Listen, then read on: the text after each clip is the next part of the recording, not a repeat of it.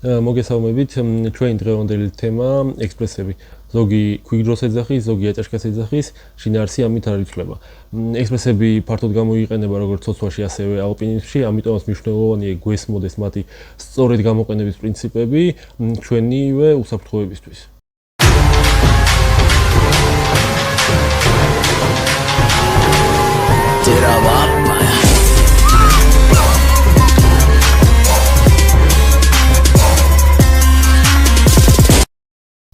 ექსპრესი წარმოადგენს ორ უმუხტო კარაბინს შუაში გადაბმული რბილი ბალდით. თუმცა ადრე ექსპრესებს არ იყენებდნენ და მათ ნაცვლად ფართოდ გამოიყენებოდა უბრალოდ ჩვეულებრივი უმუხტო კარაბინი.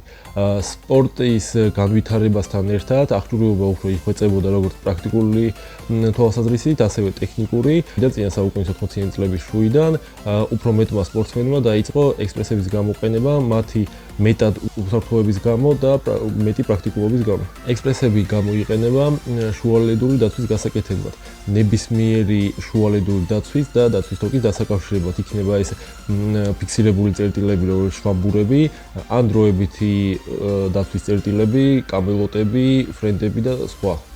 ექსპრესები ჩვეულებრივ კარაბინებთან შედარებით ბევრად უფრო მოსახერხებელი და უსაფრთხო გამოსაყენებელი არის. ექსპრესის ერთ მხარეს ვაგდებთ დაცვის წერტილში, ხოლო მეორე მხარეს თოკში. შუაში ბავდა გვაძლევს იმის საშუალებას, რომ ცოცვისას თოკი ნაკლებ ადგილას ტყდებოდეს, ანუ თოკის გადახვის კუთხე იყოს მიახლოებული 180 გრადუსთან, რაც ცოცვისას ქმნის ნაკლებ წინაღობას და თოკის ამოკრეფა მცოცავისთვის უფრო მარტივი ხდება. უსაფრთხოების თვალსაზრისითაც ექსპრესების გამოყენება ბევრად უფრო უსაფრთხო არის ჩვეულებრივ კარაბინთან შედარებით. ისევ და ისევ შუაში არსებული ბავდა გვიმცირებს ექსპრესიდან თოკის ამოვარდნის რისკს. თოკის ამოვარდნის შემთხვევებს ცოტა მოგვიანებით განვიხილავთ. ექსპრესი შეიძლება შედგებოდეს როგორც მყარ გეითიანი, ასევე მავთულის გეითიანი კარაბინებისგან. თუ ვინმე მარიც რა განსხვავება მათ შორის შეგვიძლიათ იხილოთ ჩემი ძველი ვიდეო. ასევე მაგალითად ეს ექსპრესი კომბინირებული არის და ზედა მხარეს მყარ გეითიანი კარაბინი აქვს, ქვევით თოკისთვის მავთულის გეითიანი კარაბინი. შესაძლებელია ასევე შეხვდეს ექსპრესები განსხვავებული სისქის ბალდით. ეს განპირობებული არის იმით, რომ წვრილ ბალდიანი ექსპრესი ბევრად უფრო მსუბუქია და მისი მთაში გამოყენება უფრო მიზანშეწონილია. შეიძლება სულად შეხვდეს ექსპრესი, რომელიც შეკრული არის დინებას ბალდით. ეს ძალიან მოსახერხებელი არის მთაში გამოსაყენებლად და ცოტა მოგვიანებით აგიხსნით რატო. ექსპრესის გამოყენებისას სამი ძირითადი ასპექტი არის გასათვალისწინებელი. პირველ რიგში რომელი კარაბინი გვაქვს ექსპრესი დაცვის წერტილში ჩაგდებული, მეორე რა მიმართულებით არის ექსპრესში ჩაგდებული თოკი და მესამე ჩვენგან რომელი მიმართულებით იყურება ექსპრესის გეითი. ექსპრესის ორი კარაბინიდან ერთი ყოველთვის მყარად არის დაფიქსირებული, მეორე ყოველთვის თავისუფლად მოძრაობს. თავისუფლად მოძრაობ კარაბინს ჩვენ ვაგდებთ აუცილებლად დაცვის წერტილში. ეს განპირობებულია იმით, რომ თავისუფლად მოძრაობისას ის არ გამოედება დაცვის წერტილის რაიმე კიდეს, კუთხეს ან სხვა რამეს და ამოვარდნის ნაკლები შანსია დაფიქსირებულ კარაბინთან შედარებით. და ასევე ცოცვისას როცა ქვედა კარაბინი დაფიქსირებული არ არის, ძალიან მარტივად ხდება მის ჩატრიალება და მასში ჩაგდება თოკის ბევრად უფრო გაგუჭირდება. მნიშვნელოვანია კარგად გვესმოდეს ექსპრესში თოკის ჩაგდების პრინციპები. პირველი და უმთავრესი არის, რომ თოკი უნდა ამოდიოდეს ექსპრესსა და კედელს შორის და გამოდიოდეს გარეთ მხარეს, მცოცავის მხარეს. ანუ მარტივად რო ვთქვა, დაცვის თოკი ყოველთვის იყოს ექსპრესსა და კედელს შორის და მცოცავის თოკი გარეთ.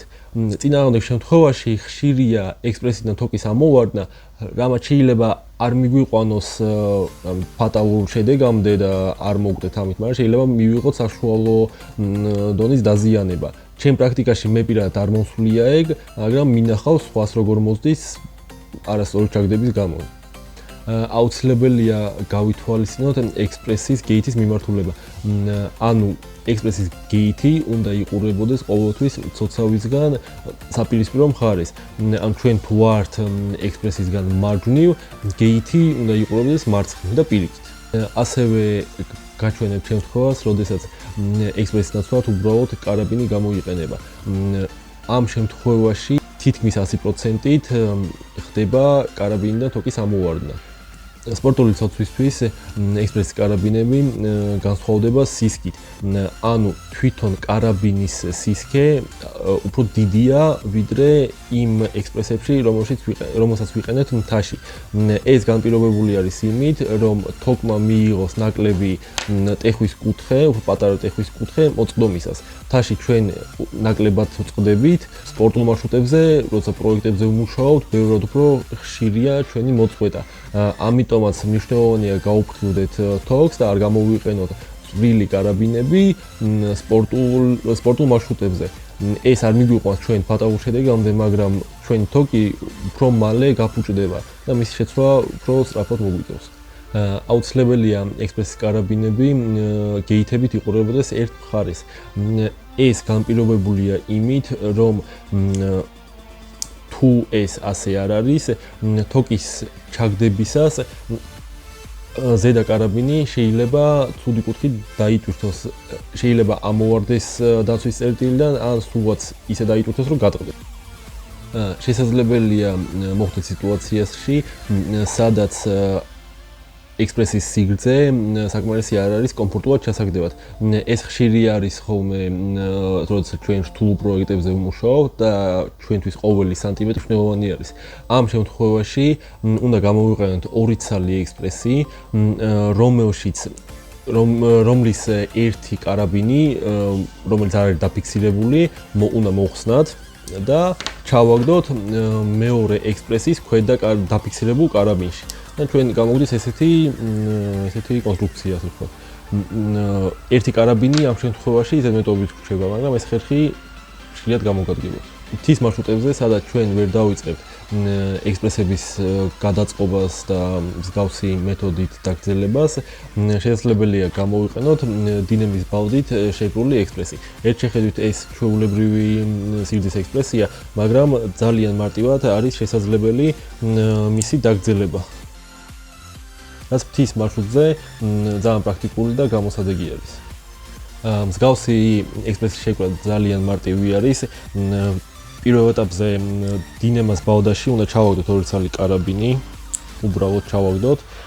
შემდგომ ერთი კარაბინი გავაძვრინოთ მეორეში და ამოტარებული კარაბინი ჩავაგდოთ ისევ ამ ბალდაში. შედარებით ვიტყვი, რომ ექსპრესები თანამედროვე ცოცვის და ალპინიზმის განუყოფელი ნაწილია და მათი გამოყენების გარეშე ვერც მთაში სიარულს შევძლებთ და ვერც სპორტულ ცოცვას. ამიტომაც მნიშვნელოვანია კარგად გვესმოდეს მათი გამოყენების პრინციპები. მადლობას გიხდით ყურადღებისთვის, გამოიწერეთ ჩვენი YouTube არხი, რომ არ გამოტოვოთ სიახლეები. ყველას კარგ და სასიამოვნო ცოცვას გისურვებთ.